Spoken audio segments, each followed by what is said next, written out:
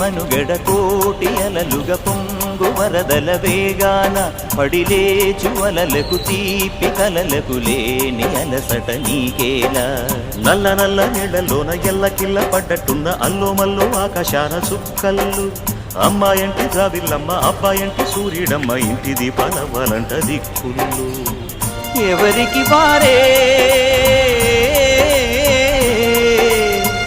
యమునకు నీరే రేవు నీరు నావదంట నావతోడు రేవుదంట పంచుకుంటే గోరువంక వాలగానే గోపురానికి స్వరాల గణగణ గంటలే మోగనేలా గోపబాలుడొచ్చినాక గోకులానికి ప్రధాన కిలకిలా పువ్వులే పుట్టలేదా